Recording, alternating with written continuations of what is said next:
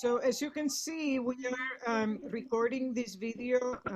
So if you have any issues with that, just hide yourself by turning the video option off. So good afternoon, everybody, and thank you for joining us from Philadelphia and beyond. Um, as Concha was saying, the disadvantage of these times and Zoom is that we're not with each other. The advantage is that we can include people that are not very close to Philadelphia, so it expands our reach. And thank you to those that are joining us from outside Philadelphia, but still are connected to Taller and to Concha. So for those of you that don't know Taller Puertorriqueño, we're a community center in the Latino community, in Puerto Rican Latino community in Philadelphia. Somebody, maybe it's, somebody has their mic off and it has a terrible echo. So please mute yourself if you haven't done that already.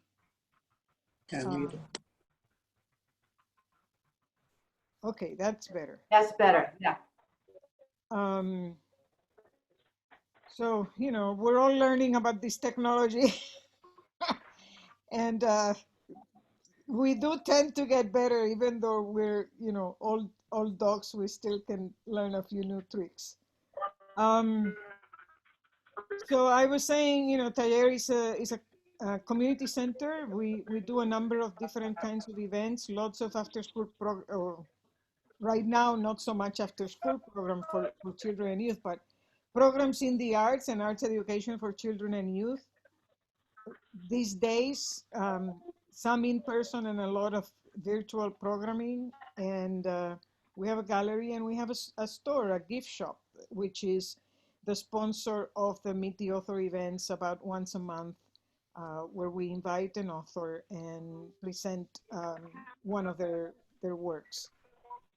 So just a few of the procedures that we're going to be following. So we're going to do Concha's going to do the presentation. And then at the end, we're going to welcome, comments or questions. We would like for you to use the chat option at the bottom of your screen when you put the cursor.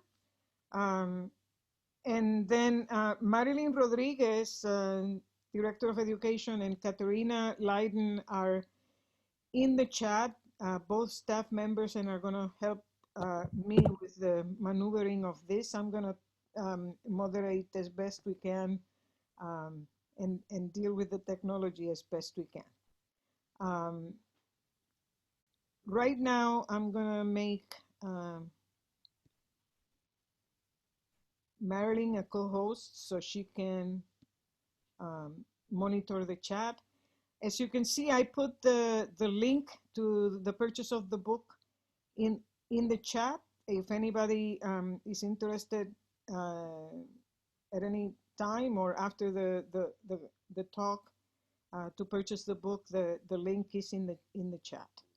I think that's all pretty much the announcements. As I mentioned, Marilyn will monitor the Q&A session by choosing what question, and if anybody has a particular comment, just let us know by raising your hand. There's a feature in the Zoom that raises your hand and alerts us if you want to make a comment. Without more ado, I'd like to introduce the presentation. We're going to be hearing about My Mother, That Stranger, Letters from the Spanish Civil War, based on Concha's parents' wartime correspondence. It is a unique memoir that in first-hand individual and personal narrative presents the microhistory of the Spanish Civil War. Concha's mother lived in Valencia when in November of '36, the city was the official capital of the Spanish Republican government. The letters provide an insider's view of two very different aspects of that period: the social, political, and military. On the one hand, the burdens of family life, and on the other, the life of her fiancé soldier in the front lines. But this family memoir, as Concha mentions, is also an immigrant story, as her family had to immigrate to the United States. And more than any other experience in Concha's life, this move has influenced, her life living, like many of us, between two cultures. Concha taught Spanish literature in St. Joseph's University for many years. Since her retirement, she's been focused on creative writing, nonfiction creative writing. She has a number of other books published: Divorce After Death, Widow's Memoir, American in Translation. And she is currently doing workshops in memoir writing at the Athenaeum of Philadelphia. Without more ado, let me welcome our friend and collaborator of Taller for many years, Concha Alborg. Thank you so much, Carmen.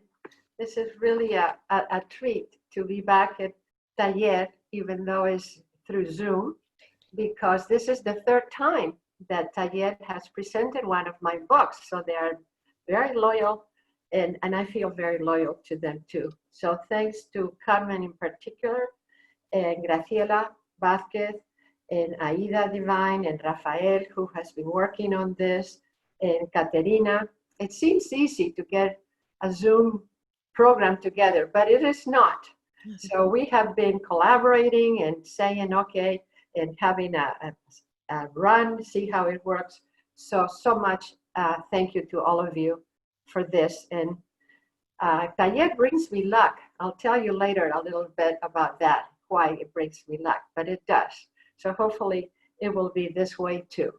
So like Carmen said, I will present the book and make a note for your questions. I love to hear your comments and hear your questions. And every time that I hear from you, I think of something new that I could have added, or that I would add, or that I can learn from you. It's wonderful learning from each other. So I will tell you first how this book came about, because my father was a professor in this country, like I was, and he was living in Spain, before we came to this country. But when he passed away, because he had been a well-known scholar and writer, the University of Malaga decided to have a symposium to commemorate the centenary of his birth. He was born in 1916. And when they did this, they also collected all his books from Indiana University in Bloomington, where he taught for many years, and then his books in Spain, where a lot of his books were kept. And they put it all together in their library, and they had this wonderful symposium for him. And to commemorate this symposium, I went to Spain to see how the books were cataloged, how the house was looking, to sort of snoop around, to be honest with you. So I arrived there with two other colleagues, one from the University of Malaga, who, it was a very funny situation because he wore like a smock, and he wore white gloves. And all I could do was not look at him, because if I looked at him, this guy with the white gloves on and this smoke, I would be laughing. To me, it was my father's books, but to him, this was something extraordinary. So, and then another professor from the university in Madrid. And the doorman, who had not been very nice to us when we arrived, he came up in the middle of our snooping around, and he reminded us that there was an attic upstairs and that he had the key. This sounds like a novel, doesn't it? And I said, well, sure, let's go up there and look. So we went up there, and it was pretty much as I remember it. I used to have my children's cribs and toys, there when we went to Spain regularly so that we didn't have to bring things back and forth to the States. And it was mostly what the attic looked like. It was household items. I remember there was a big picture of Cervantes, of all authors there, which has ended up in Malaga with my father's books, by the way. And there was only one box sort of in a corner there, too large to hold books, and not in a very good shape, a large box. And we opened it, and there was class notes, my father's class notes from when he taught in Madrid. I was surprised to see the class notes. I didn't remember my father taking notes. He was such a know-it-all that I figured he didn't need notes, but there they were. And we were ready to close the box, but it wasn't me. I wish it had been me, but it wasn't me. The other professor from the University of Madrid said, no, no, no, let's look down. And we looked down, and there they were. All these letters neatly tied in little bundles, and they were obviously personal correspondence. I recognized my father's handwriting immediately, and the other handwriting I did not recognize. I wasn't even thinking of my mother at that point. In fact, I was thinking of somebody else, to be honest with you. You'll find out about this later too. But they were obviously hidden, and that was a big question, you know, who hid all these letters and why? So there was a little confrontation in that moment because the professor from Malaga said, okay, these were theirs. We had signed this agreement that all my father's documents and books belonged to the University in Malaga for this symposium.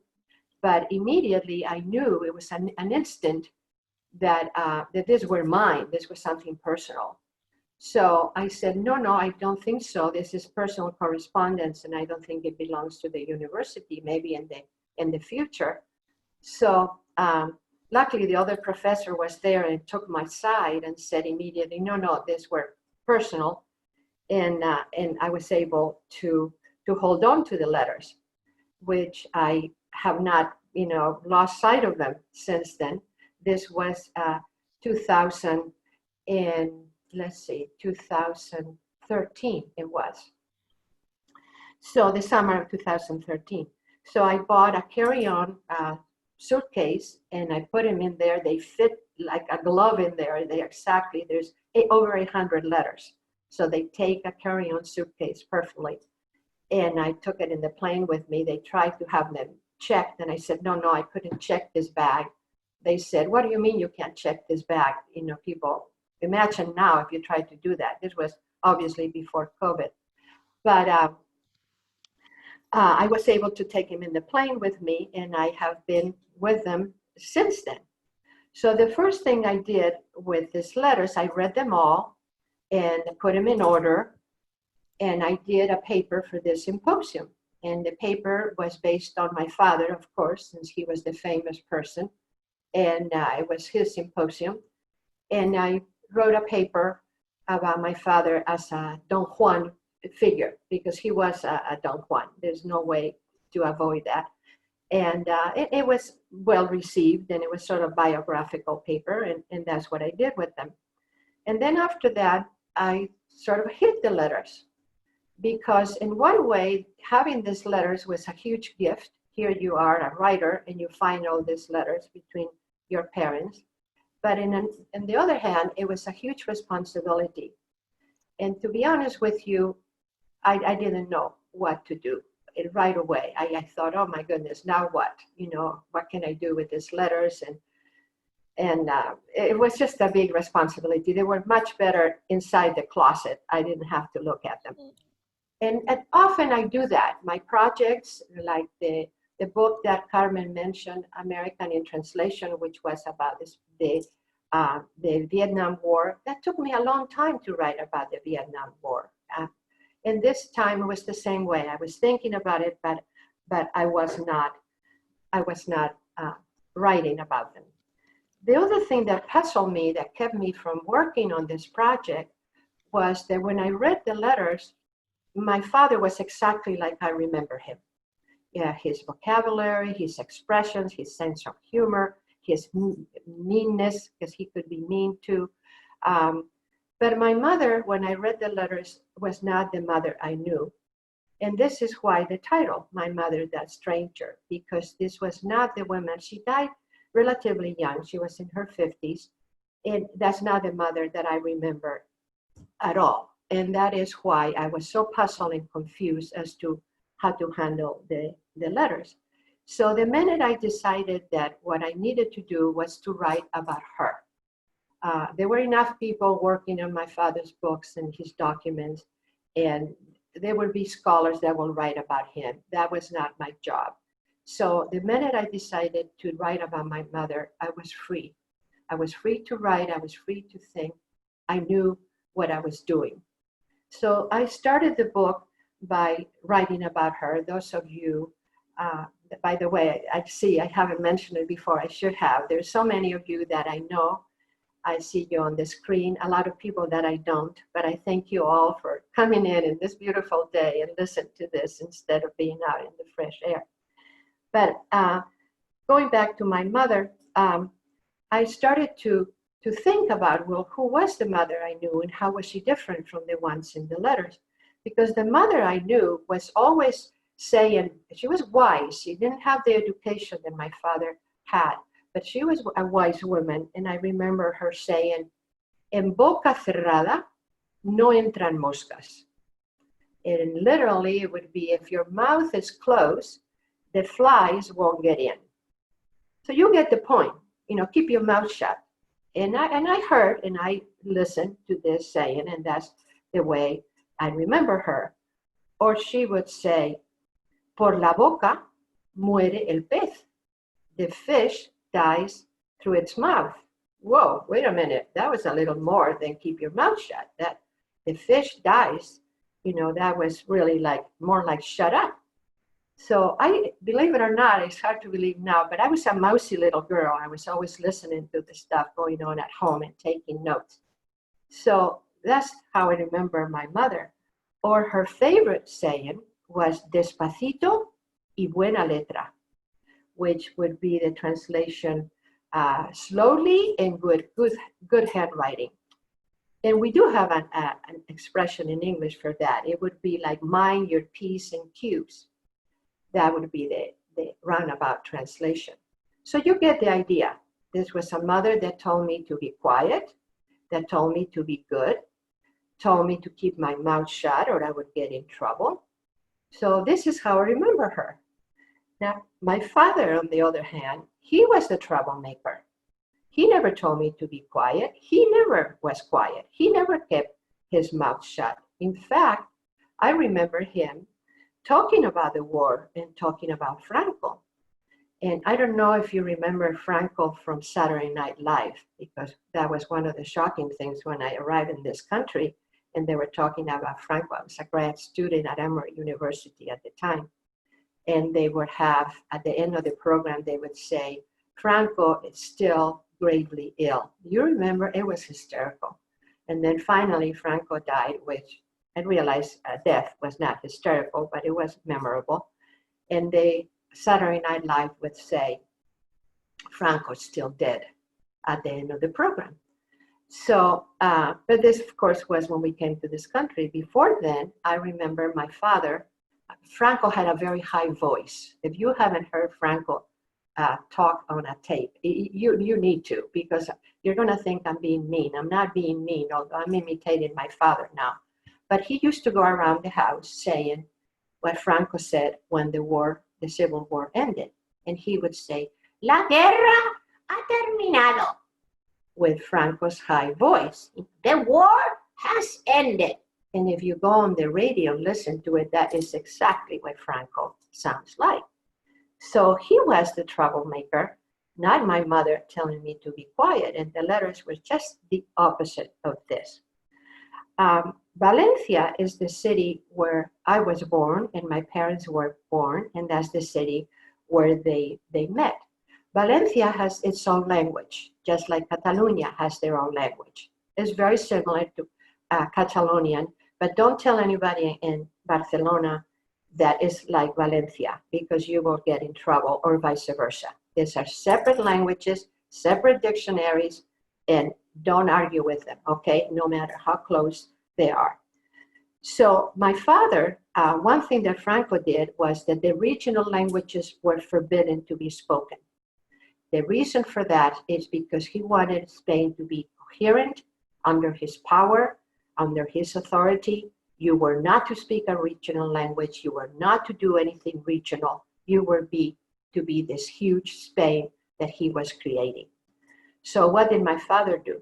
My father said, in this house, we'll speak only Valencian, and we will not speak Spanish, Castilian Spanish, nothing.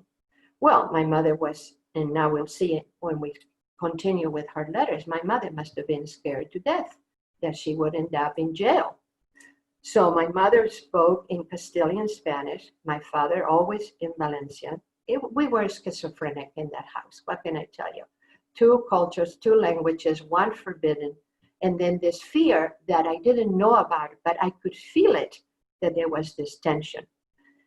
We were not a well-to-do family. We were well-educated, but not well-to-do. But we had a lot of people helping. It was typical of the Spain. The poor people from the countries came to the cities, and they worked at home, and they lived in our homes. So we had a full-time help. And my mother was really worried that she will tell the authorities or somebody, they're speaking Valencian in that house, and we'd really be in trouble. So you get the idea of the situation in the restrictions that were put by Franco growing up at that time. Well, interestingly enough, the letters are the opposite. My father writes only in Castilian Spanish, and it is my mother in her letters who uses not only words in Valenciano, but she uses little sayings in Valencian. She even signs her name in Valencian. She signs her name Concheta instead of Conchita. So that gives you an idea how everything was topsy-turvy. The letters are the opposite of the way I saw my parents when I was growing up. And this created a very interesting dynamic for me to keep reading and writing. So that was good. But it was also, it was confusing. I just didn't know what to make of what had happened to this family that I thought I knew. And then I read these letters and realize I didn't know who they were. So I know that there is some slides that you have about the illustrations. And I would like to show now my mother's wearing the regional dress from Valencia. So if you could do that, it's in the book, but I think it would be nice if it could be, Carmen, do you think that we could show that now? My mother with the regional dress? Maybe yes, maybe not. So anyway, I'm going to find it for you while they do. It could be that they will and you'll see it better. But in the meantime, you can see it here on this side. It's a very beautiful, elaborate dress with special jewelry. It's a very elaborate dress from Valencia. There is nothing like the Spain you think about when you think of southern Spain and the flamenco culture. It's completely different. So this is part of the book that I would like to point out, because my son-in-law, who is a political cartoonist, Dwayne Booth, has illustrated the last 3 books that I wrote. Oh, here they are. So my mother with the regional dress is up here on the top, on the screen on the left. Can you see it? So I think you can. It's very little, but you can get an idea. And then there is the photo of my own photo that I also, this is my mother in the regional dress. You can see the very elaborate jewelry. The hairdo was always like this, with this this pin and then the pearls always, and the dress with all this embroidery. So you can see her wearing the Valencian dress. Oh, thank you so much. This is wonderful that you can see it. So this gives you the idea of the culture that where we were brought up, being very conscious that we were from Valencia, that we spoke a different language, although it was forbidden to speak it, but we were very, very proud of our identity growing up in Valencia. But I just wanted to give the thanks to the illustrator, Dwayne Booth, who illustrated this book and has illustrated my last 2 other books. And also what he did was for each chapter, at the beginning of each chapter, we chose a letter that goes with the content of the chapter. And there is a letter, although that letter is in Spanish, of course. I think that you would know enough that you could get it related to the text. It was a lot of fun to do the illustrations with Dwayne. Okay, so then the question is, why was my mother so different than the mother I knew telling me to keep my mouth shut? And what happened was I had to, Carmen mentioned that I taught Spanish literature. It's amazing how little we can know about the history of our own country. And I had to go back to school, so to speak, and learn more about the Spanish Civil War. What happened was that my mother grew up during the Spanish Second Republic. The Spanish Second Republic was between 1931 and 1939, before the beginning of the Spanish Civil War, which started in 1936. So the Spanish Second Republic was the most liberal government at the time in Europe. For example, the women had the vote. The women were allowed to have abortions, divorce. They even practiced free love. Not that my mother practiced that, but it was completely legal. So the situation in Spain during the Second Republic was the opposite of what Franco did with Spain. So that's who my mother was. She was a Republican woman. She was not a fighter during the Spanish Civil War. She did not wear a uniform. Those women that did are called milicianas. That was not my mother. She did not carry a gun, but she was definitely committed. And now, reading the letters, I began to understand. The socialist government, the government of the Second Republic, created to attract young people to go to war and to be against Franco. They created a group that was called Juventudes Socialistas Unificadas, which would be Unified Socialist Youth. And they had programs for the young people, like theater works, lectures, book readings, similar to what we're doing today, and to educate the young people to the liberal Second Republic. And that's where my parents met. On January 1st of 1937, my mother, who loved the theater, went to see a play put on by the Unified Socialist Youth. And my father, who was this bookish university student, he was finishing his PhD at the time, he attended the same play on January 1st, 37. It was a play by Cervantes, who is the author, that painting that I found in the attic. Everything sort of started tying together. It was just like a movie, to be honest with you. And that's where they met and started dating. And it continued very seriously. I have a few letters that are included in the book because they were separated for a short time. My mother had 7 siblings. She was the oldest of 7. That I remember. She always started, when she introduced herself, that was how she always said, la mayor de 7, the oldest of 7. She felt very much the responsibility of this family, this big family that she had. And my father was drafted to the war in July of 1937, so 6 months after they had met. So I'll show you how my mother was so committed to the cause, even though she didn't fight in the war. For one thing, even though she was the oldest of 7, she had a full-time job. She was working for the government, for the Republican government, which, as Carmen mentioned, had moved to Valencia in the fall of 1937. And my mother had a government job. So no wonder she was worried when my father was speaking Valencia years later. She had a past. She had not fought against Franco, but she had worked in the government against Franco. And that was important in itself. By the way, another detail that I couldn't believe is that my grandmother, with 7 children at home, she was working full-time as well. This was typical during the Second Republic. Women were equal to men. They were working, and I couldn't believe that my grandmother had worked full-time. I had no idea. I only remember my grandmother baking cookies. But that was not the truth. This is not what went on before I came into the picture.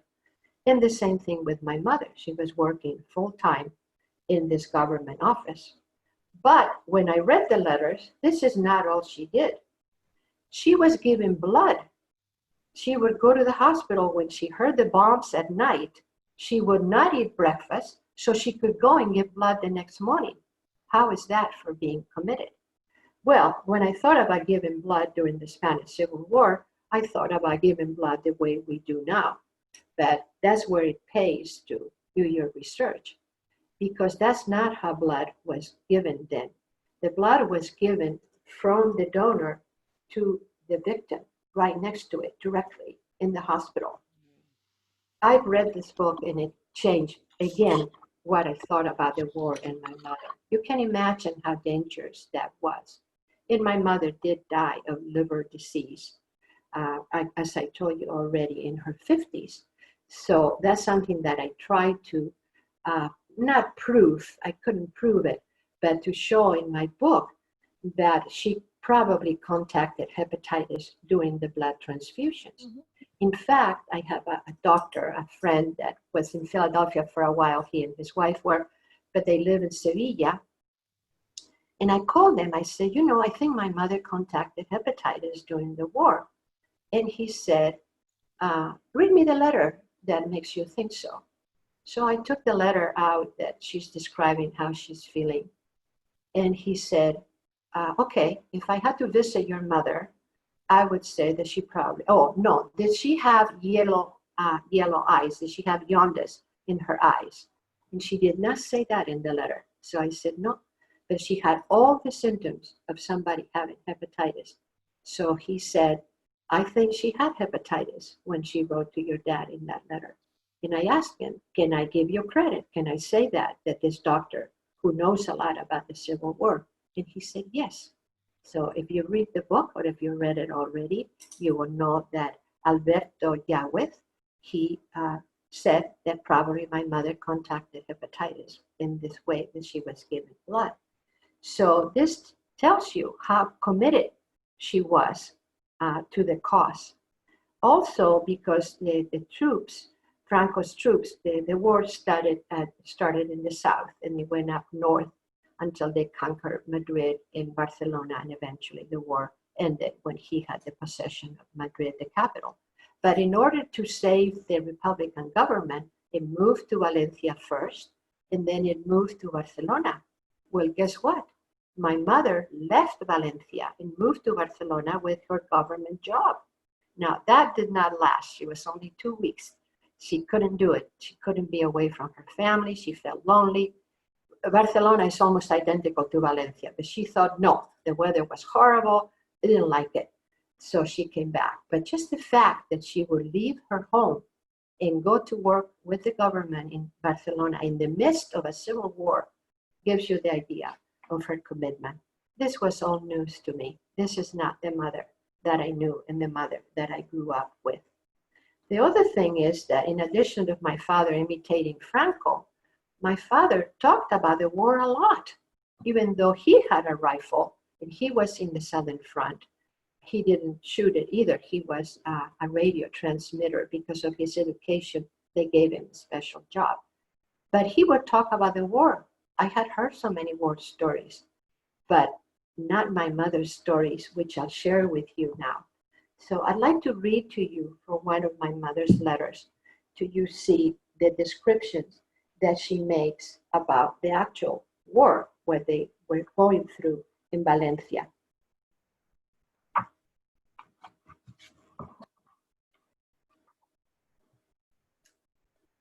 I saw some wounded people and some dead ones. The bombing was in the Grau. The Grau is the Spanish harbor in Valencia. But they bring them here. I'm horrified. As I walk on the sidewalk, I saw a cycling brigade in charge of transporting the wounded. The two first ones were carrying a boy of about 13. I figured it out by the length of his body, which was covered by a blanket. His head was uncovered a tad. That's how I know it was a boy. I was even more horrified when I saw a small lump on the next stretcher, and I don't have any doubt that this was a limb of this unfortunate child. April 25th, 1938. It was amazing, her descriptions of the wounded people being carried in the city after the bombing of the harbor. And this was one example, but I could find many, many more throughout. And in general, her letters were more vivid, much more vivid than my father's letters, which it had really been the opposite the way we were growing up. I'll go back to writing the book. I decided to write it by themes rather than chronologically. So you already know that I spoke about the sayings that my mother said. Well, I wrote a chapter about the language and the sayings because if you know, and I think a lot of you do, a lot of Spanish culture, sayings are so important. And people almost characterize themselves by the sayings that they use in the Spanish language. So that was one of the themes, one of the chapter. Another chapter has to do with a Pygmalion story. And I think all of you know what a Pygmalion story is, even though you may use it in a different name. A Pygmalion story is like My Fair Lady, when you have an older gentleman, although my father was not older than my mother, only 2 years older, in fact. But is the idea of a man that knows more than the woman, and he is grooming her for his, his image, as for his likeness. So this very much in the letters was obvious that my father was grooming my mother. So he is telling her what to read. He is telling her what books to buy, what books to send him, what books not to read, which I'm sure she went and read right away, but he's telling her what to do. So this is a dynamic that goes through the letters, and it's very entertaining. And that's why that chapter about the Pygmalion story, they exchange. And this, of course, the scholars are crazy about because now they have the book list that my father ordered, and they are really into it. But that's not what caught my eye. What really caught my eye was they kept doing this all throughout, but there was this one book by Sinclair Lewis. So now you probably know more about Sinclair Lewis than I do. But there was one book, and it's Aerosmith. I did know that Sinclair Lewis had won the Nobel Prize. I knew he wrote Main Street. I know that he wrote Babbitt and Elmer Country, but I did not know Aerosmith. Maybe you do, but I didn't. But my father kept saying back and forth, how he was like Aerosmith and how he wanted her to be like Leora, that's the protagonist. And this went on and on. And finally, I decided, which was pretty obvious, that I had to read Aerosmith. So being modern like we are, here we are in Zoom. So I got the Aerosmith on Kindle, and I read Aerosmith. And at that point, I was even more confused because I don't know how many of you have read Aerosmith. There's also a film, by the way, that you can see of Aerosmith. But the book was a doctor in the Midwest, and Martin Aerosmith, and Leora, his girlfriend. And it didn't seem like it was very much like my father, other than that he ends up being an academic and ends up in a Midwest college town. So maybe, I don't know, maybe my father ended up in the Midwest because of this darn Aerosmith. But it was very entertaining to read the letters. So I will read to you about the reference because it's really worth it. It was almost like a mystery story. Here's my dad telling her, of course, always what to do and what to how to behave herself. So I should tell you something before I read this letter. In Spain, before men and women marry, they would have a house completely prepared to move into. And that I witnessed even when I was a young woman. They didn't do anything like getting married. Oh, don't show the slide yet, Carmen. I want to build up a little more suspense. Okay, perfect.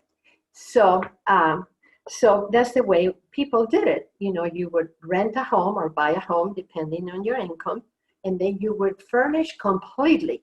And I mean the dishes, the everything, and then you get married. Okay, that's the way it was. And I saw that with I didn't do that. I married an American, so I had an excuse. But all my cousins did, and that's the way it was. So this is my father telling her what to do based on Aerosmith. If destiny grants us life and health, we have to get married as soon as possible, as long as we have some sure means to earn a living at once, without waiting to acquire many of the traditional things. Those will arrive later, little by little.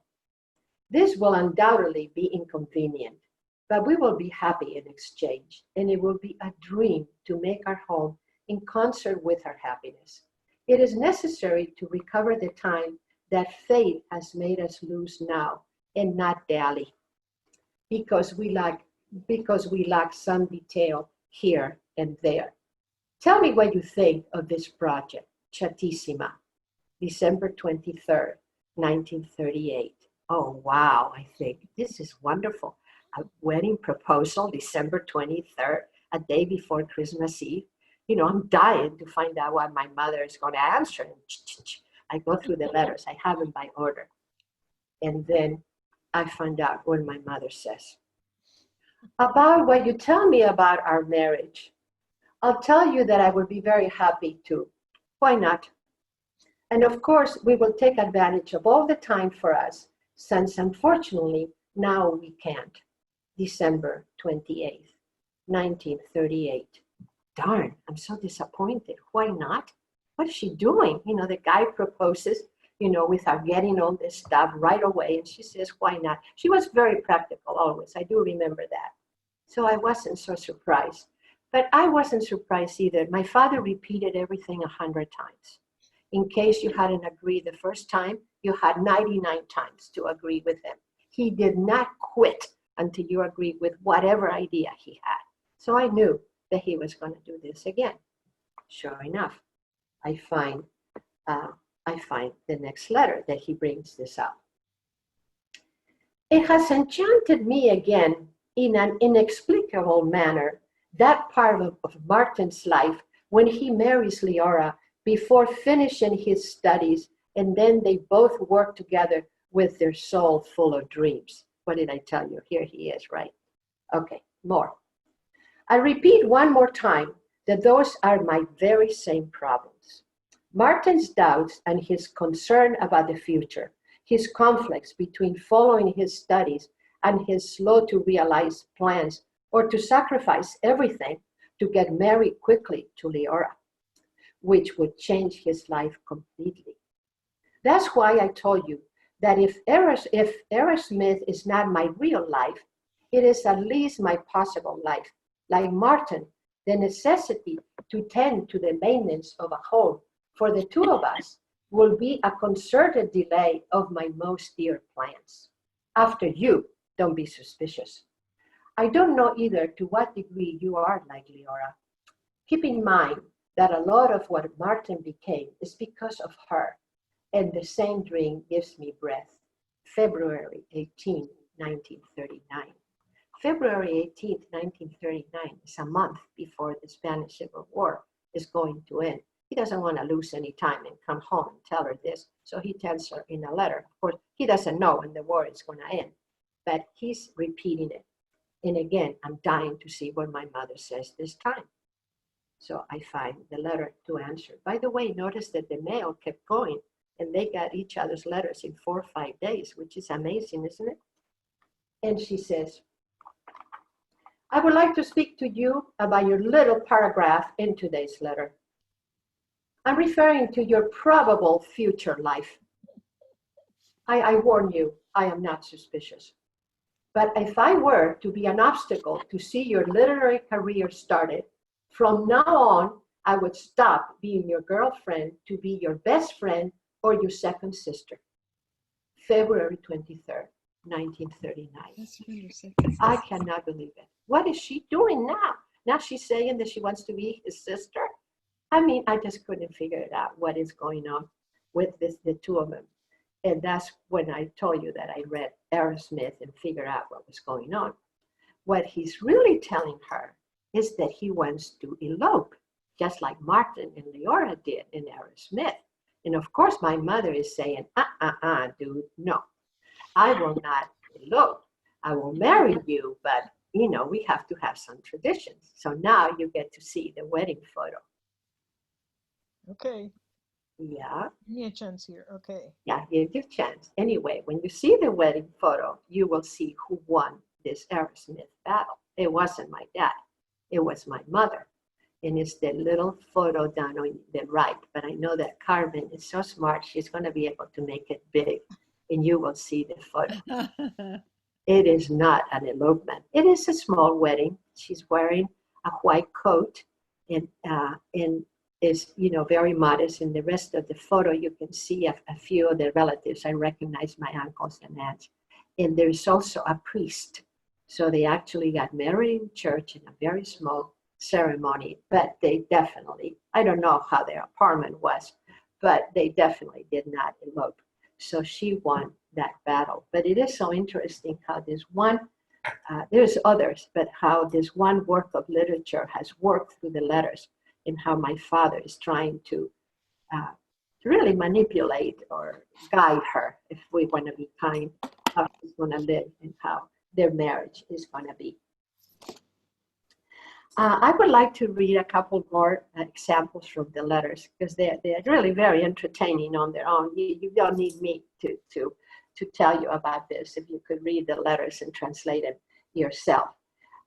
Because she was a quick learner. So she starts imitating him. She can write like him too. So she tries to be poetic and she's being flirty and she's very clever with her vocabulary. So I will read to you this piece that she's being very, very poetic. And to me, it reads like she's learning how to write a good letter. And I will read you the whole letter because I've only read excerpts, but this way you get an idea of how a complete letter would read. Valencia, July 13th, 1938. Queridísimo, my dearest. It is very late. It's already 1 a.m. I haven't written before because I was waiting to be alone and at peace. The moon is coming through the balcony all the way to the dining room, and it arrives all the way to where I am. It is as beautiful a night as when you came, and that's why perhaps I have been waiting for you this evening.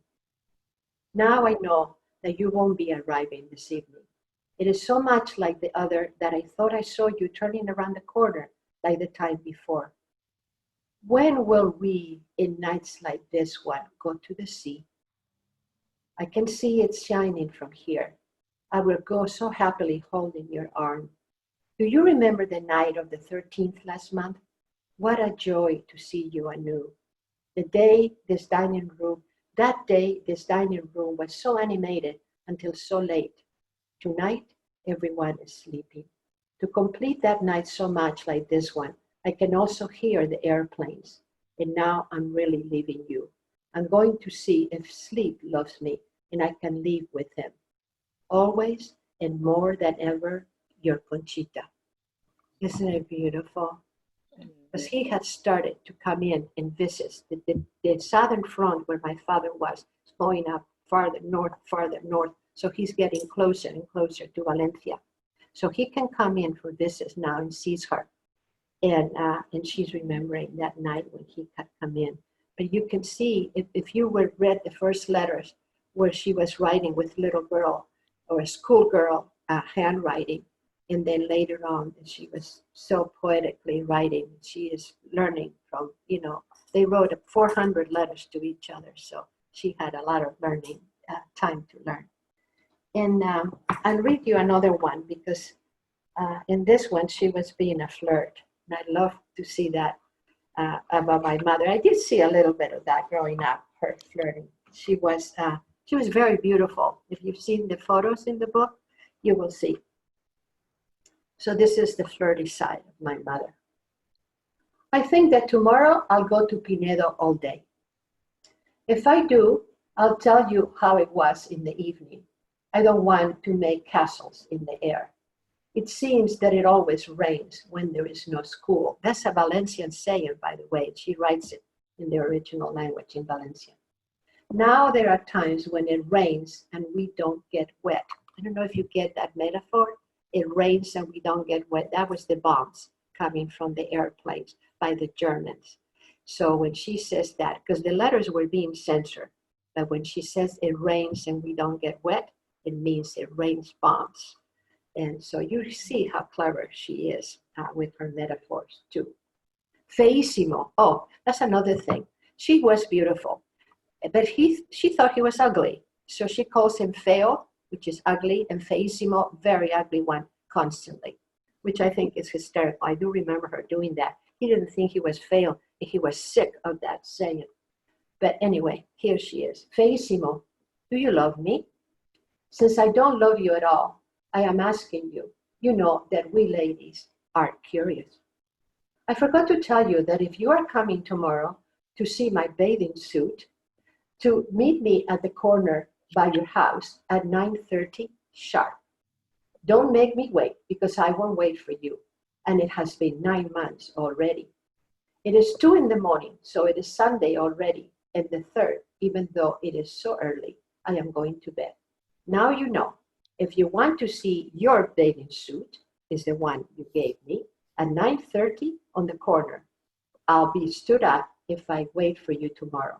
So I won't wait for you. I wait for you forever and always. Your Conchita. I mean, how is this? Imagine this soldier getting the letter saying, meet me in the corner to see the bathing suit. I mean, really, no? It's just unreal. These letters are so much fun. They still, every time I read them, I discover something new. How am I doing for time?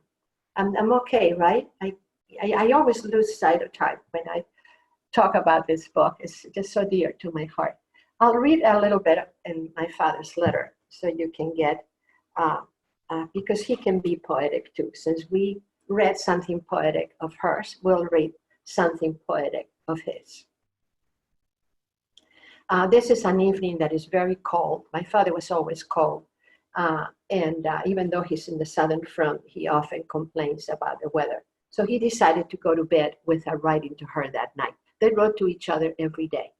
But that night he decided to go to bed without writing. And he says, this decision was almost an act of love. I thought that in a warmer ambience, I could better think about you. And although they were not written, the remembrances of you will be more fervent.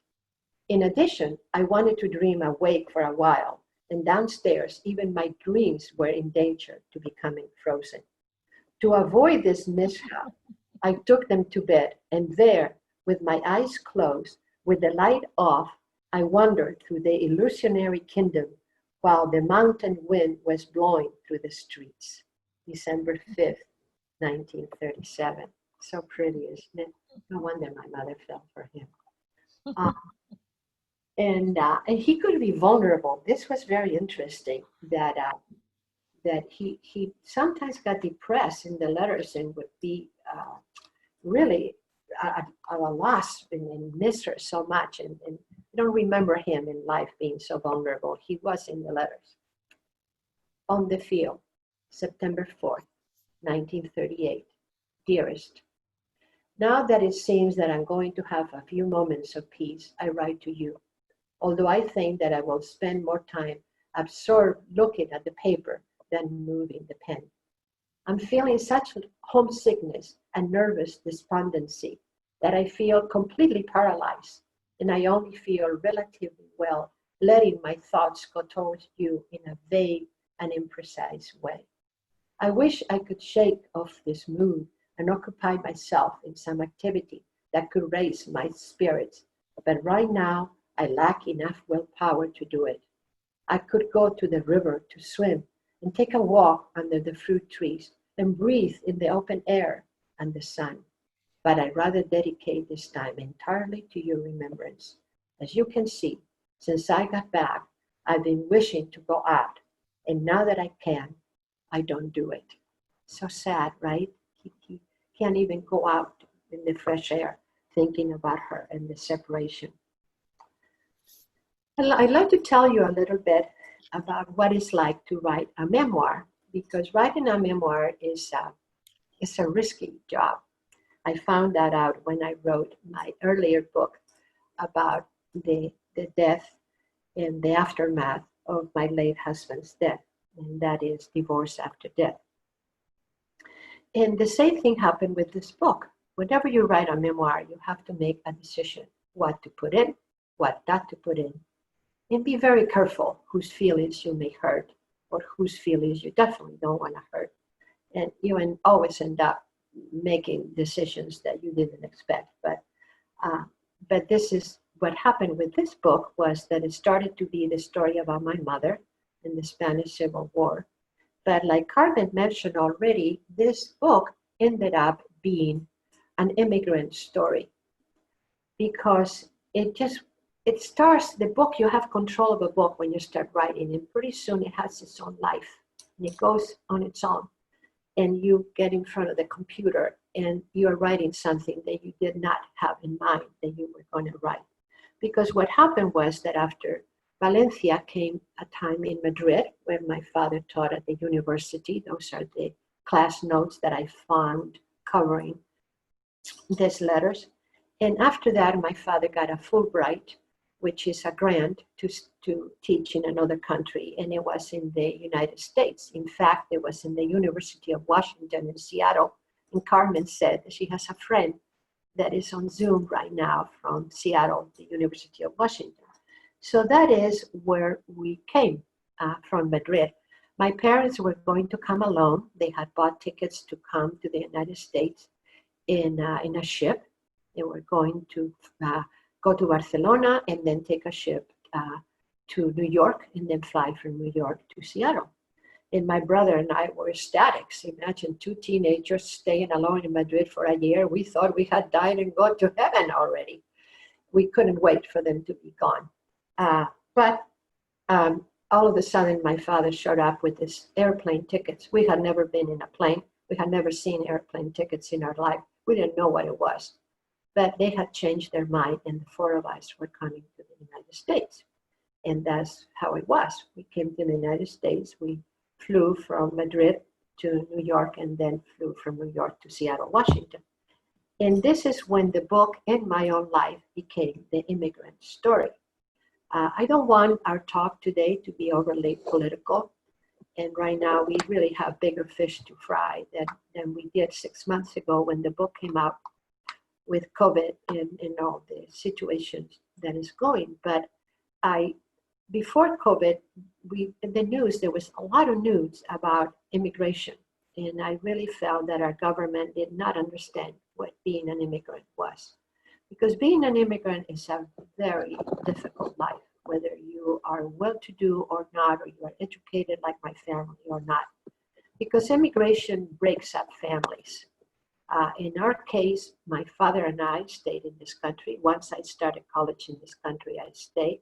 And once my father started teaching in this country, he said, I'm not going back to Franco's Spain and teach there. But my mother was not happy in this country. She missed, frankly, she missed the olive oil. She said, what a country is this that you can't find olive oil? She thought, oh my God. And my brother did not like living in this country. So the two of them were living in Madrid in the house where we grew up. And my father and I stayed in this country.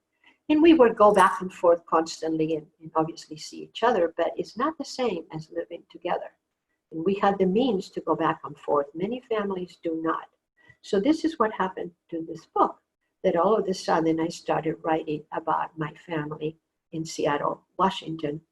And since this woman that is on Zoom today, she will know about the market. There's a fish market in Seattle. And I don't know how my father found out that we actually went there because my mother was probably looking for olive oil. But we went to the market in the fish stand. They were speaking Ladino. The Ladino is the medieval language that the Jews spoke before they were exiled from Spain in the 15th century. And leave it to my father, who could not speak a word of English, although he thought he could, that he knew Ladino. My brother and I were always joking about this. How can he not know English and speak Ladino? This man is nuts. But in the market, that's what it happened. And this tradition had evolved, and these families had kept the language. In fact, some of the families had a key that was not maybe the real key that worked from their homes in Spain in medieval times, but they had this key, hoping that they would go back to Spain. My father obviously is not alive now, but he would be very happy to hear that any descendant of the Sephardic Jews, I'm sure most of you have heard this law in the Spanish democratic government, they can become Spanish citizens now. They can have this symbolic key and open the door to their homes and become citizens now because they were exiled unfairly so long ago. And my father did not know that law, but he knew how to speak Ladino to these merchants in the Seattle market. So life in the USA is the last part of the book, because to me, like Carmen mentioned, coming to this country and staying in this country, it is the one event in my life that has marked me the most. And it comes through in my writing, it came through in my teaching. That's why I taught Spanish literature. I wanted to keep in touch with my culture. It is part of who I am. And my accent is the first thing that you hear when I speak. And it is part of my identity. And in this book, this is what happened. That coming to this country and having my mother, who I had discovered through the letters, and then write about where the life of this immigrant family was like, is the last part of the book. The other part of the book that I want to bring up to you is the recipes. Because before I knew about the letters, before I found the letters, I wanted to write about my mother, and I was going to write, she was a great cook, and I wanted to write about a cookbook that was going to be about recipes and her recipes and her sayings, because I could tell that, she was always, her life was, like a lesson. And I wanted to do that, which I didn't get to do. But when this book was being written, I realized that I thought, why not? This is my book, so I will put my mother's recipes in here. And I was very excited about that, and they were part of the book. Well, this book was published by an academic publisher, Sussex Academic Press, which is a press that is directed by Paul Preston. If you know anything about the Spanish Civil War, you know who Paul Preston is. You don't mess up with Paul Preston. So he said, absolutely no recipes. This was an academic book. And I said, well, this is a sexist comment, just because it's something that men cook too, but that in this case, that a woman cooked. I thought it was part of her culture and her history, and I wanted the recipes included. We went back and forth. It's not easy to deal with this British men.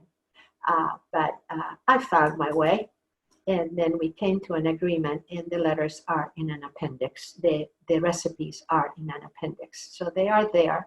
They are not a chapter like I wish they were, or even better, like the photos within the text. But the recipes are there.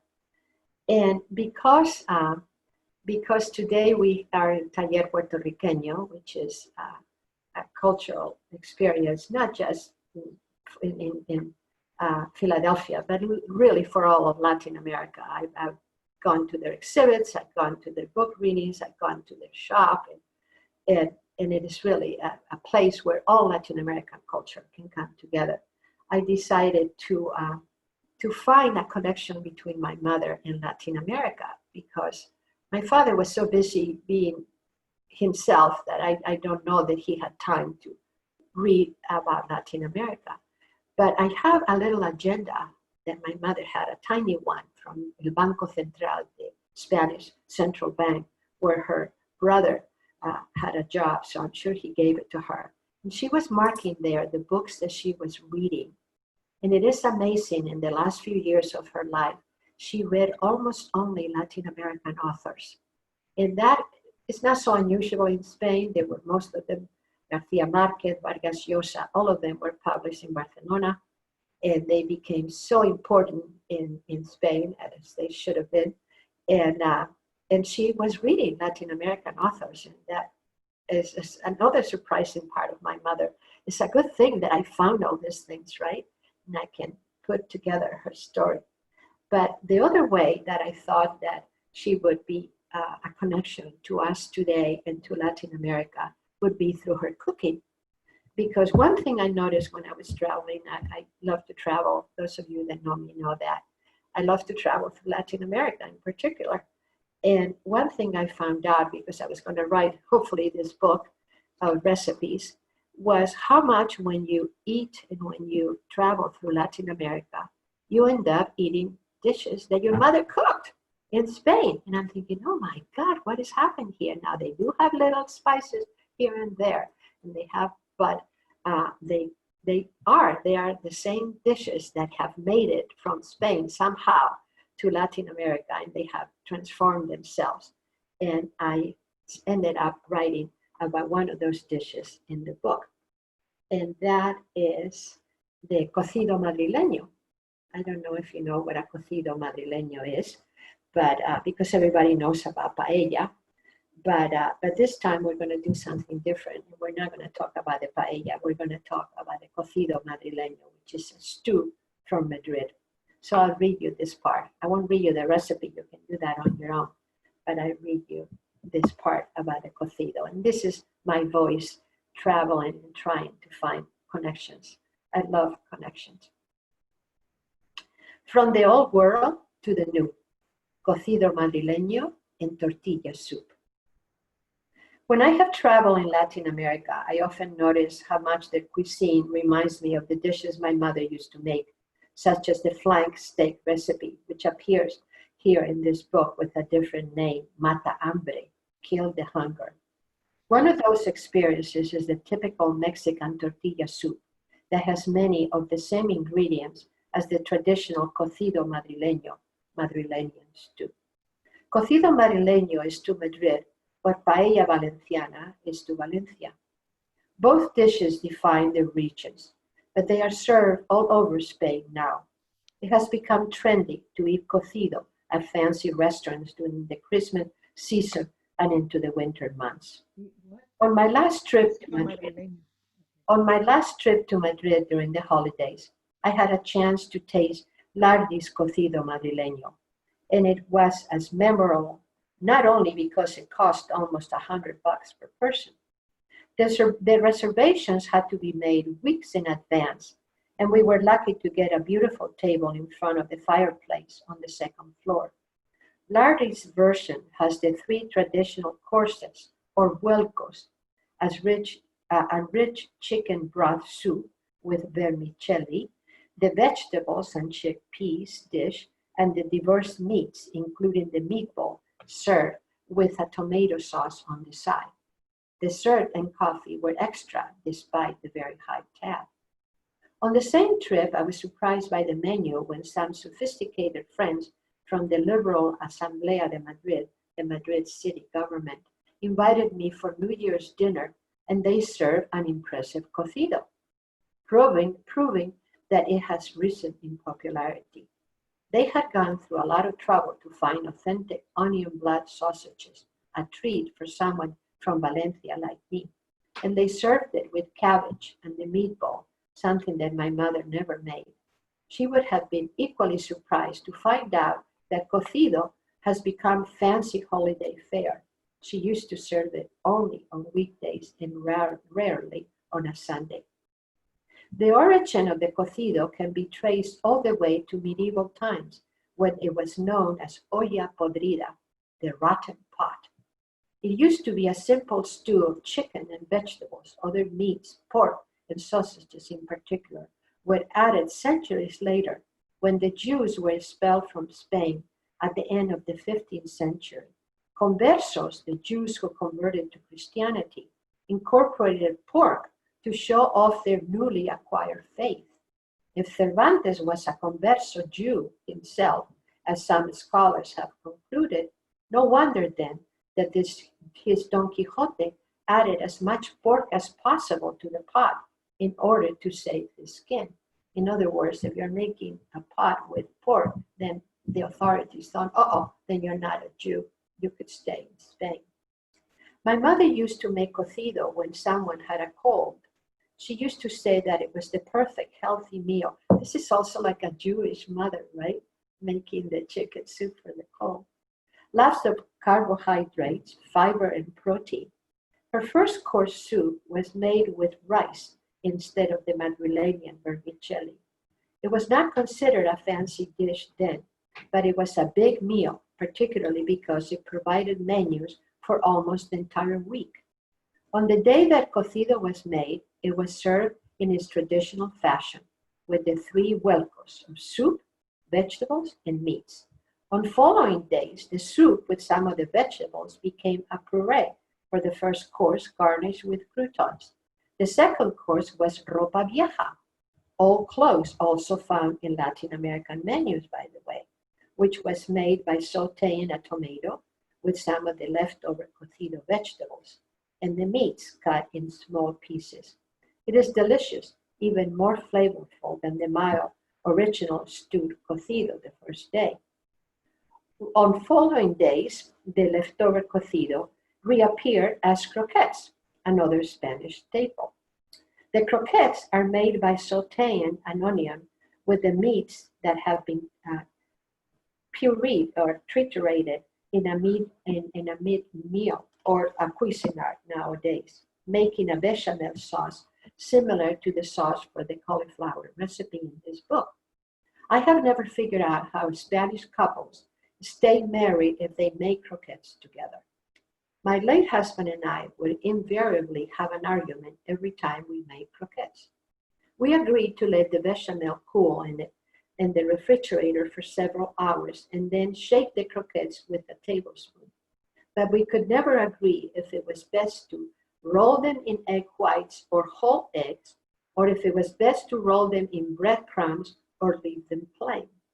Usually we ended up making separate batches of croquettes, his and hers, and asking our guests which ones they preferred. The jury was still out when Peter was overtaken by cancer.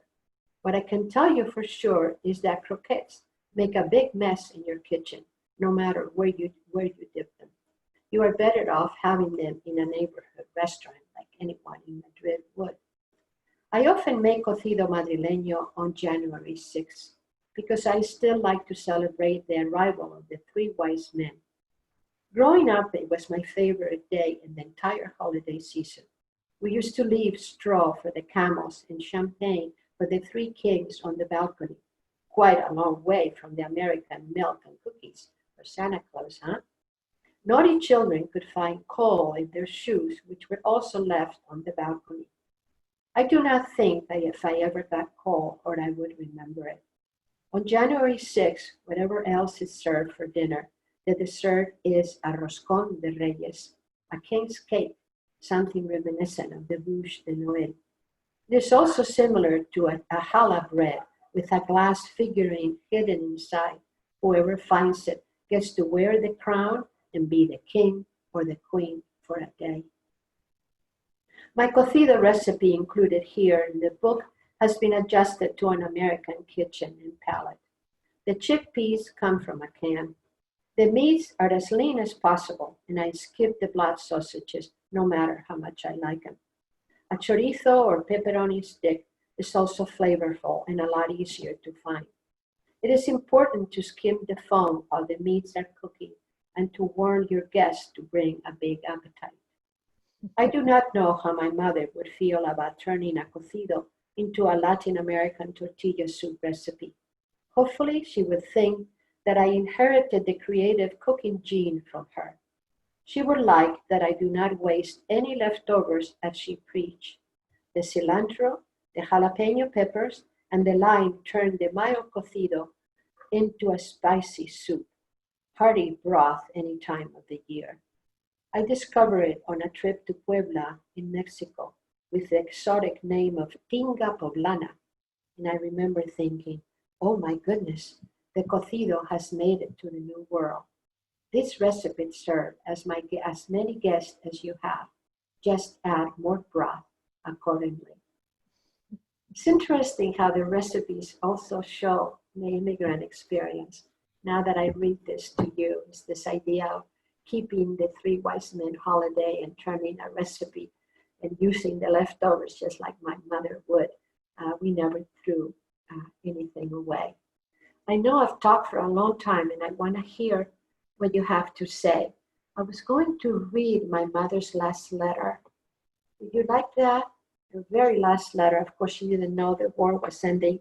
She didn't know that was her last letter. But I think she must have written a few more that my father did not receive. But I will read a piece of that letter for you. It's not very long. Valencia, March 21st, 1939. The war ended April 1st, 1939. Dearest, only a few lines. I'm tired and I'm going to bed right away. Last night I went to bed at 2. I was doing some sewing and it got too late. Then I almost didn't sleep because it was very cold. My feet were frozen and that's why I couldn't sleep. I fell asleep when it was getting light. You'll understand that I need to go to bed and it is already getting late. It is 11:30. From the time I left the office, I have been crocheting, and since everyone was hanging around here, I couldn't write. I'm next to the radio and I write to you on my knees. I received your letters 45 and 46. They often put numbers on their letters in each batch as my father was changing positions, which was very helpful, by the way, to put them all together. I see that you are sad and worried. You will see that I'll always be good so that you won't remember these bitter hours. We have to be very happy. I spoke with Tere, that's his sister. She told me that Mariana was there eating with them today. Conchita Guillén is already expecting her baby. I congratulated her. I suppose the baby boy, that's what she wants, will be born in peacetime, no? At least that's what I hope. I don't know how long this infernal war is going to last. When I'm dying for it to end, and then the 10th is that. I can imagine what it will be like to have you next to me forever. So much happiness will seem unreal, and I don't want to dream anymore. I am anguished and afraid. I'm waiting for you to tell me that you are tired of doing the jumping exercises. Until tomorrow, fail. Remember the ugly word? Write to me a lot, and don't forget me ever. You know that I love you with all my soul. Always, always your Conchita. That's the last letter she wrote to him a week before it ended, but it's the last one he received. She must have written 4 or 5 more that, of course, he never got when the war ended. So I will leave it there. I didn't tell you who hid the letters. You'll have to read the book. That is the suspense in the book. But I had a theory as to who hid them. And I will tell you how Tayet brought me luck, because I promised that at the beginning. The first time that I presented American in Translation in Taller, when they were still in the little space in El Bloque de Oro, someone asked, well, what about your next book? And what are you going to write about? You just had a book published and they're asking you what is the next one. You think, oh my God, what a question. Well, then I did say, well, I'm thinking about writing about, my late husband's death and what happened afterwards, which I did. And the book came out, and sure enough, I presented it in Taller. And by then, I think they were still in that small space, but the model of the new space was there in the front of the store, if I remember correctly. And lo and behold, if somebody didn't ask me, what is your next book? And I was able to say, I have no idea what my next book is, but I found these letters. and I'm going to write about them. So that was also a good luck. So now, whether you ask me or not, I'm going to tell you what my next book is, because this book came out in English, and it came out about my mother, and it came out in England. So you can imagine how the people in Malaga feel. They're feeling very angry at me. You know, I was supposed to write about my father. I was supposed to write in Spanish, and I was supposed to publish it with them. And I thought, oh no, another chore, another duty that I have to do. But as it happens, when you give things time to cook and to cool, I found a new way to read these letters and to read and to write a new book. And the new book, the working title, and it is in Spanish, but I'll translate it to you, is Retrato del joven escritor Juan Luis Albor en su epistolario durante la Guerra Civil Española. A portrait of the young writer Juan Luis Albor in his epistolary, in his letters during the Spanish Civil War. And what I'm doing with this book is that instead of talking about the war, which I've already done, and Americans already know, and this book is going to be published in Spain anyway, I decided to write this book and do it, the letters, as a literary text, because my father, who wrote all this academic work, he never got to write or to publish a book that was creative. And this is his creative book. These letters are the narrative work that he never got to write. I'll tell you how I came to this conclusion, is that he is not only telling my mother what to do, but he is manipulating his own creation. For example, he'll say to her in a letter, I'm not going to write anymore about love. Enough of this. I don't want these letters to be un madrigal de amor, a poem, a love poem. So he changes the letter into something else. And then he says, oh, something awful happened today, but I won't tell you today. I'll tell you in tomorrow's letter. So he's creating the suspense, just like a novel would. And then he has characters in his letters, which is common to talk about other people in your letters. But he gives them roles and names. For example, he'll say, in my first novel, I will give your brother the role of a traitor. He didn't like her siblings, by the way. And so he's manipulating the narrative. He gives his characters dialogue. I mean, whose letters do you know that are given a character that you mentioned a dialogue? So he is manipulating his letters in a way like a creative text would. So that is what the next book is about. This creation that my father never got to publish, that now his daughter gets to, and as a creative work that he never got to write because he was so busy doing all his academic work. So I'll leave it there. Okay, so but now you have to make a commitment and a date, because we cannot interrupt this tradition. So then when the book is published and you present it at Taller, you better come with the idea for the next book. Oh my goodness. I don't know if I can do one more, but we'll see, Carmen. But I will come to Taller. I can't wait for it to be open. Do you have the gallery open and exhibits? So now we are, we're little by little, hope, thank goodness the situation in Philadelphia is relatively under control. We did a small summer camp for the kids. The gallery is open with very limited hours and obviously very limited amount of people that can come in. And right now we are in transition with, a person that manages the store. But as soon as we hire, that person, the store will probably be open also partially.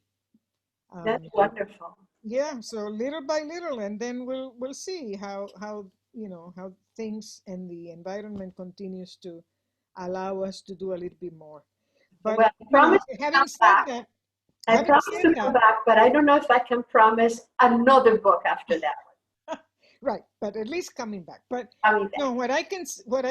what I can say is that we are again, the situation with COVID changes every day. So, hopefully, if things continue the way they are, our plan is to do an in-person opening for the current exhibition show that is going to open. The exhibition is already open, so you could come and visit. But if you want to come to the reception, to the artist reception, it's going to be in person, outside under a tent. So, Nice. it's going to depend on, I mean, I guess if it's like stormy weather, we won't be able, we'll have to cancel it at the last minute. But otherwise, You we have will a be able date to be already safe outside and then come into the gallery in, small groups of in people. small groups. What Yes, an idea. yes. Great.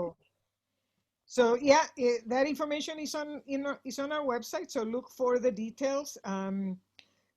So I have a question that we Okay. can start with, and then if I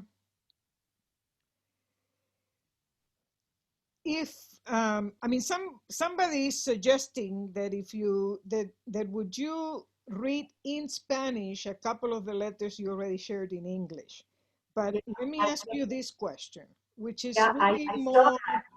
I saw that in chat. What a good Right. question. But it so happens that I'm not in Philadelphia. I am in Brigantine, New Jersey right now. So the letters are not here.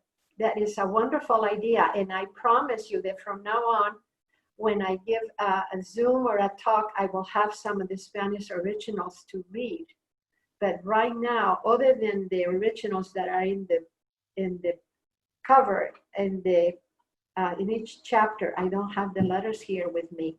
I have not wanted to bring them out here to the shore. I'm worried about the humidity and the condition. But what a good suggestion. I will do that from now on.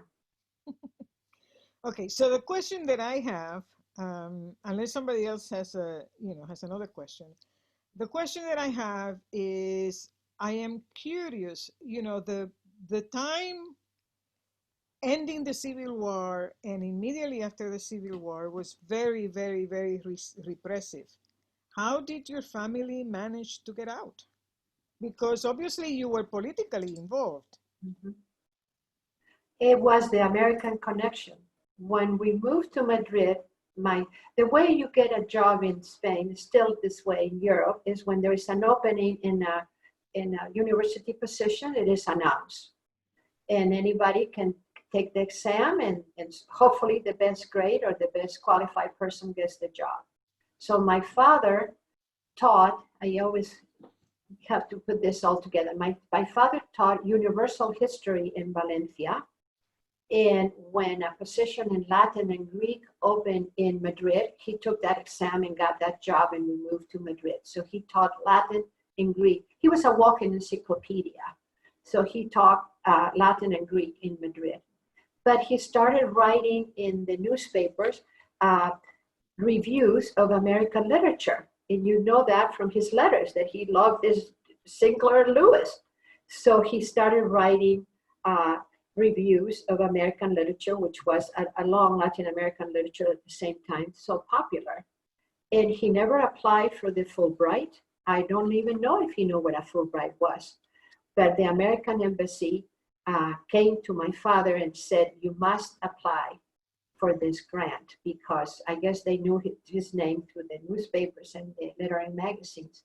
And the next thing we know, they were planning the trip to the United States, and it was supposed to be for a year only. But of course he ended up staying there. But it was that connection, and I think it must have been difficult for you, if you remember, or if not, I'll help you with the dates. In 1952 is when Eisenhower came to Spain. So Spain was opening its doors to the United States, and they had the Rota base in southern Spain. They had Castellón outside Madrid.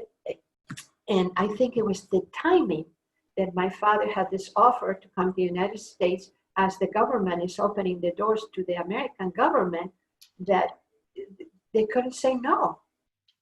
And that's how And I wonder if my father, I don't know, because we never had this conversation. I wish now you could go back and have this conversation. If my father realized this was a way to get out forever or not. But I think that was the decision of bringing my brother and me along probably has to do with thinking, oh, what if this becomes a more permanent thing? I don't know. But I think that was his door, the American connection. So, Marilyn, if you want to, monitor the questions, please unmute yourself.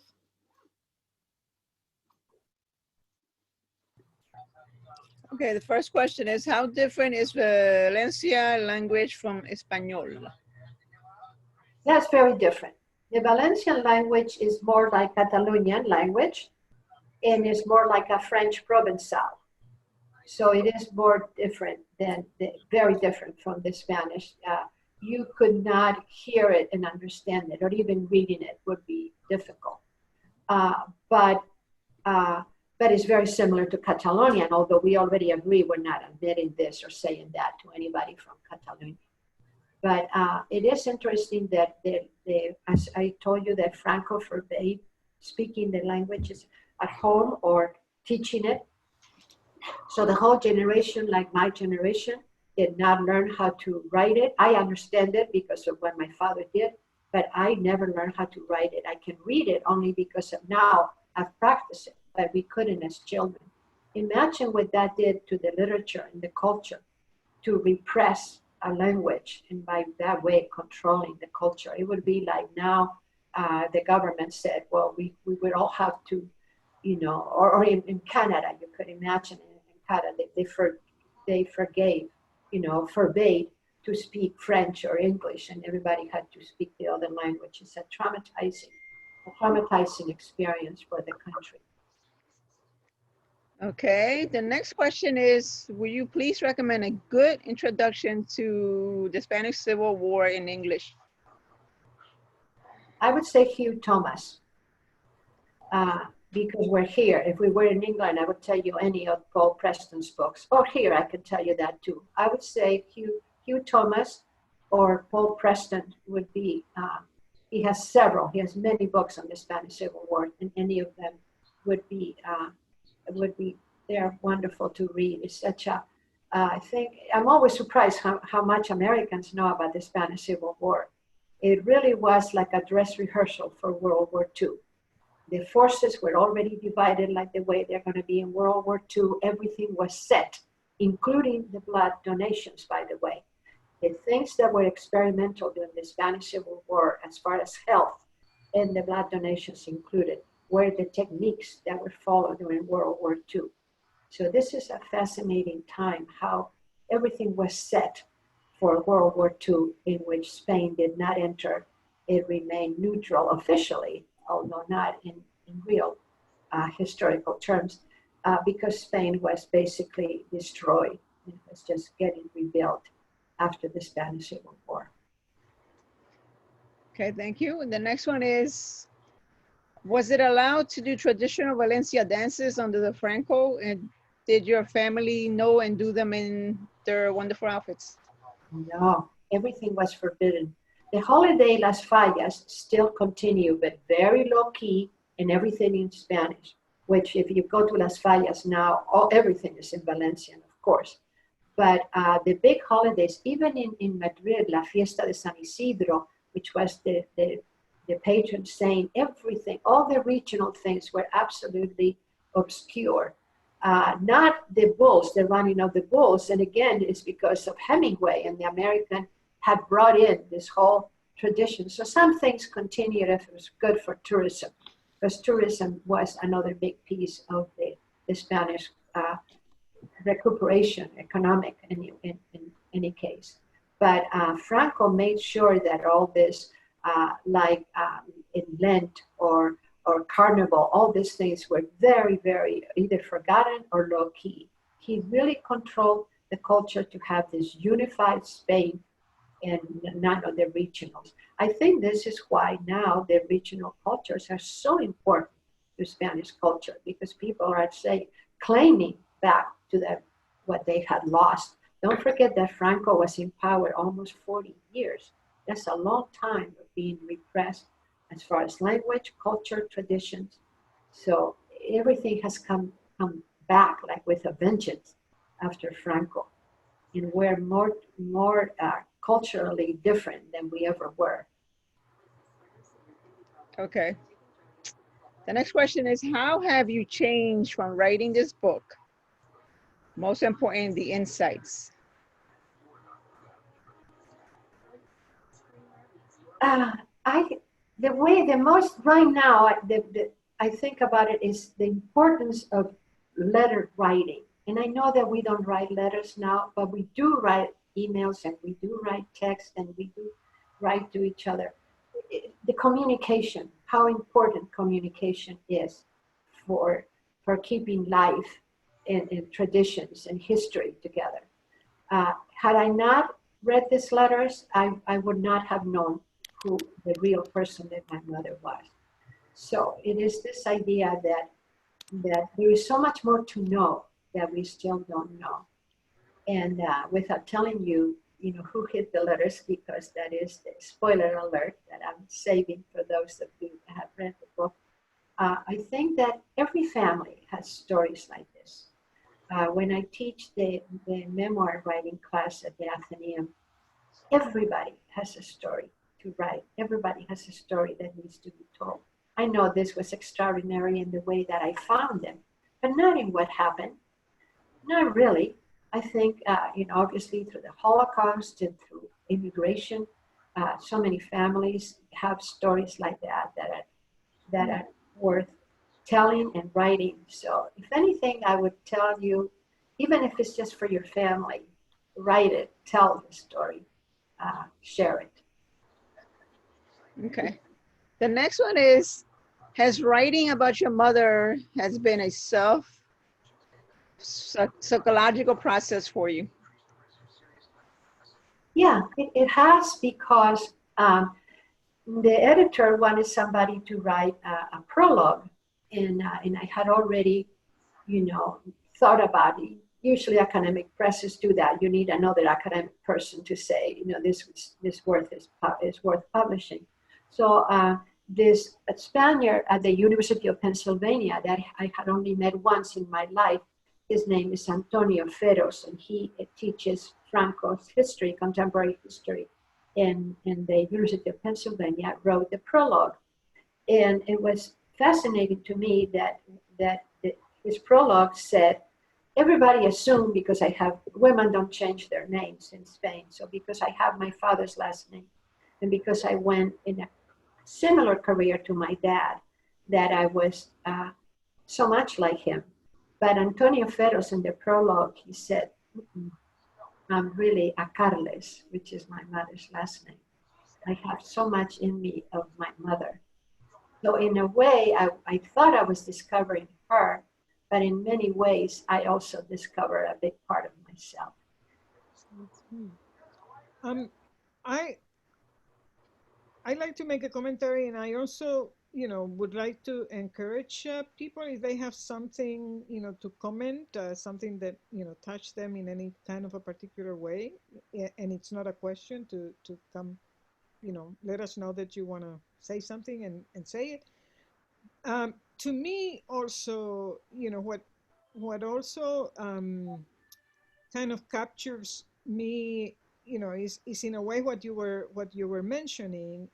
Not so, in a way, yes, the stories within a family that can be either known or unknown, but also the incredible complexity of human beings, right? I mean, there's this person that you knew all your life that had a completely different element and aspect of her personality that was even hidden to their own daughter.